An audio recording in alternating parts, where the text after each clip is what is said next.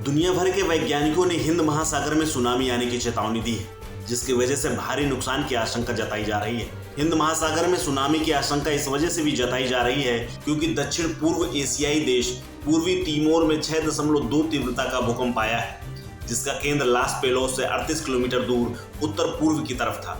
भूकंप की गहराई 49 किलोमीटर आंकी गई है। इस भूकंप से फिलहाल किसी तरह के नुकसान की खबर नहीं है, लेकिन अमेरिकी वैज्ञानिक संस्थान USGS ने भूकंप आने के बाद चेतावनी जारी करते हुए ट्वीट किया है कि इस भूकंप की वजह से हिंद महासागर में सुनामी आ सकती है। हिंद महासागर में सुनामी की चेतावनी सिर्फ USGS ने नहीं जारी की, बल्कि Indian ocean tsunami warning and mitigation system ने भी भूकंप के बाद सुनामी की चेतावनी जारी की। इंडोनेशिया के पड़ोसी देश पूर्वी तामोर की राजधानी में एक पत्रकार ने भूकंप को महसूस किया और कहा कि यह बहुत तेजी से आया और जल्द खत्म हो गया। भूकंप आने के बाद लोग अपने काम पर फिर से निकल गए, लेकिन भूकंप से पड़ोसी देश बोलीविया की राजधानी ला पाज में और पेरू के शहरों ओरिकेपोआ, टाकना और कस्को में कुछ इमारतें हिल गईं।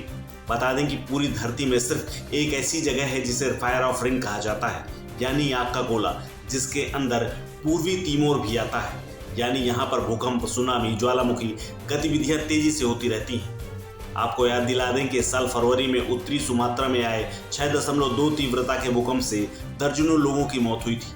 वैज्ञानिकों की माने तो इन्हीं भूकंपों की वजह से ज्वालामुखी फट जाते हैं और ज्वालामुखी के फटने से भूकंप आते हैं। कई बार सुनामी भी उठती है जो बड़ी बर्बादी करती है। बता दें कि 2004 में सुमात्रा तट पर आए 9.1 तीव्रता के खतरनाक भूकंप की वजह से जो सुनामी आई थी उससे कई देशों को नुकसान हुआ था। इंडोनेशिया के 1,70,000 लोगों के साथ तिमोर के मिलाकर करीब 2,20,000 लोगों की मौत हुई थी। पूर्वी तिमोर की आबादी महज 13 लाख है। यह दक्षिण पूर्व एशिया का सबसे युवा देश माना जाता है। इसे हाल ही में इंडोनेशिया से आज़ादी मिली हुई। तिमोर ने कुछ दिन पहले ही अपनी आज़ादी की 20वीं वर्षगांठ मनाई है। इस खबर में फिलहाल इतना ही। अपडेट्स के लिए बने रहिए वन इंडिया हिंदी के साथ।